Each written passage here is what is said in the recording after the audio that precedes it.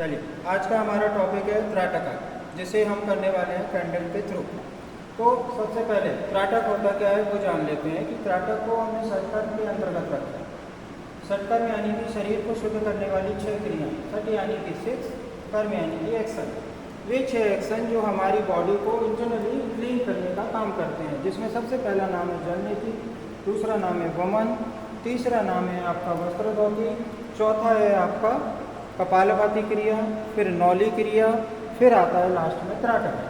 तो ये 6 क्रियाएं कहीं ना कहीं हमारे शरीर को आंतरिक रूप से क्लीन करने का काम करती हैं, जिसमें हमने जल नीति की बात की जो अर्ली मॉर्निंग हम करते ही हैं। दूसरा नंबर कुंजल क्रिया।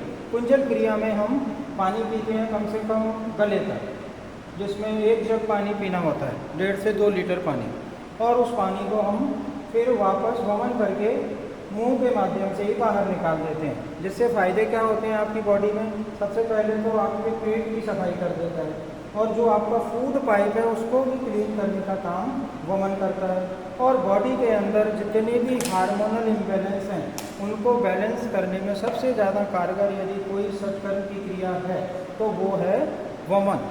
ये रिसर्च प्रूफ है। हमारे यहाँ कैवल्य धाम एक योग का बहुत बड़ा संस्थान है पुणे में, जहाँ इस टाइप से रिसर्च होती रहती है योग के ऊपर।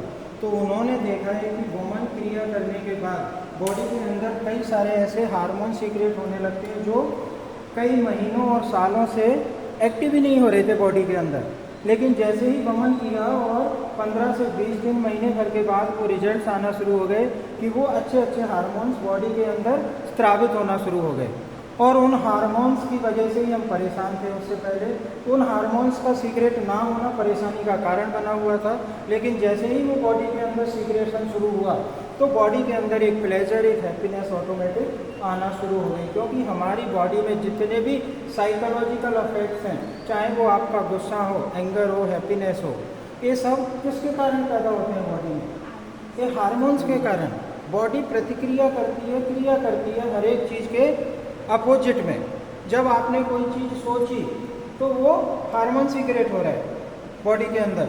आपको खुशी मिल रही है किसी चीज़ से, मतलब हैप्पीनेस वाला हार्मोन सीक्रेट है। आपको गुस्सा आ रहा है तो मान लीजिए आपके अंदर क्रोध वाला हार्मोन सीक्रेट हो रहा है इस समय, इसलिए आप क्रोधित हो रहे हैं।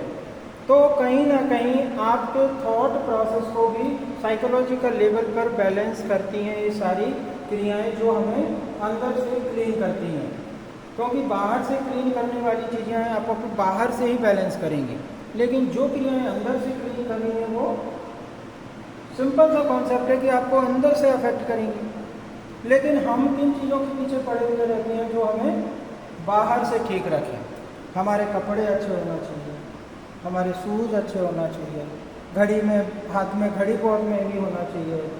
ये सब के पीछे ज़्यादा भागते हैं हम, बाकायदा इस चीज़ के कि हम अपने आप को आंतरिक रूप से कितना स्ट्रॉन्ग रख पा रहे हैं।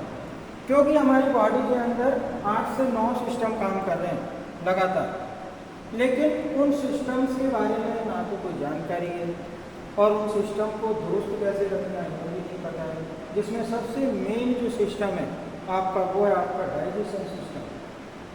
डेली खाना खाते हैं, क्या खा रहे हैं, कैसे खा रहे हैं, वो खाना पच भी रहा है कि नहीं, डाइजेस्ट भी हो रहा है कि नहीं। तो ये सारी बातें कहीं ना कहीं जब आपको कॉन्स्टिपेशन होता है तो आप कैसा फील करते हैं?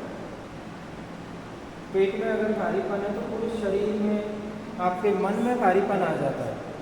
अगर आपको ठीक से सुबह अर्ली मॉर्निंग फ्रेश ठीक से नहीं होते हैं तो आपको कैसा फील होता है पूरे दिन भर?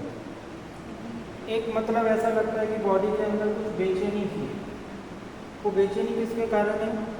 कि आपके शरीर में वो मल भरा पड़ा है, आपकी आंतों में जमा पड़ा है। तो जब आप वमन क्रिया करते हैं, शंख प्रक्षालन जैसी क्रियाएं करते हैं, तो आपके शरीर से वे सारे टॉक्सिन्स रिमूव होना शुरू होते हैं। क्योंकि ये जो बॉडी के अंदर हम जो खा रहे हैं वो उतना शरीर को लगता नहीं है।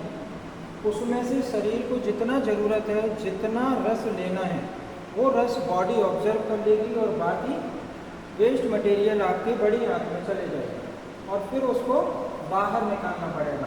लेकिन हो क्या रहा है कि हम इस तरीके का खान पान खाते हैं कि वो वेस्ट मटेरियल निकलता ही नहीं, वो आंतों में ही जमा रहता है। क्योंकि आपकी छोटे आंत की लंबाई कितनी है? उसमें से होता हुआ जाता है। फिर बड़ी आंत, बड़ी आंत नाम के लिए बड़ी आंत है, लेकिन उसकी लंबाई छोटी आंत से कम है। तो छोटी आंत से तो चलो निकल ही गया खाना। फिर बड़ी आंत में जो वेस्ट है वो पूरा ही वेस्ट होता है जो बड़ी आंत में जाता है। छोटी आंत में भी कुछ वेस्ट और कुछ अच्छा रह जाता है, लेकिन जो पूरा वेस्ट मटेरियल है वो आपकी बड़ी आंत में जमा होता रहता है और वो आंत की दीवारों पर मल रूप में चिपकते रहता है, जिसके लिए यहाँ पर आपको एक थेरेपी दी जाती है, कोलोन थेरेपी। लेकिन कोलोन एक वेस्टर्न थेरेपी है, वो नेचुरोपैथी का मतलब हम ट्रेडिशनल थेरेपी नहीं बोल सकते उसको, क्योंकि मशीन के माध्यम से दी जा रही है और उसका जो तरीका है वो योग की क्रियाओं के अपोजिट है। क्योंकि योग में जो शंख प्रचालन है, एमएसटी जिसको बोलते हैं, लघु शंख प्रचालन और पूर्ण शंख प्रचालन, जिसमें हम पानी पीते हैं और आसनों का अभ्यास करते हैं। फिर जब वो पानी सर्कुलेट होता है बॉडी के अंदर, आंखों के अंदर, फिर आपको मोशन आता है और वो जो पानी हम जैसा पी रहे हैं वो बहु वही पानी आपके एनस से निकलना शुरू होना चाहिए। तो ये पूरी प्रोसेस शंख प्रचालन में होती है, लेकिन कोलोन में क्या होता है, जस्ट अपोजिट डायरेक्शन में उसका स्टार्टिंग है और वहीं से मल को खींच के निकाला जाता है। तो दोनों जो प्रोसेस हैं वो एक अलग तरीके से काम करती हैं। आप खुद कभी अगर इसको करेंगे तो आपको ये आइडिया होगा, आपको फील होगा। सर कॉलम के अंदर तक जाता है पानी पूरा? बड़ी आंत तक ही जाएगा, ऊपर तक नहीं जाएगा, छोटी आंत तक नहीं जाएगा? नहीं जाता। कोई ऐसी मशीन बनी नहीं है जो इतना ऊपर तक पानी प्रेशर, और इतना प्रेशर अगर डाल भी दिया आपकी आंतें डिस्ट्रॉय हो जाएगी। तो शंख प्रक्षालन बेटर है? शंख प्रक्षालन है जो वेरी वेरी बेटर है, लेकिन सबको आता नहीं, उसमें आपको आसनों का प्रैक्टिस करना होता है, क्योंकि बहुत सारे लोग आसन कर ही नहीं सकते हैं। तो ये एक ऑप्शनल है, ये ऑप्शनल थेरेपी है।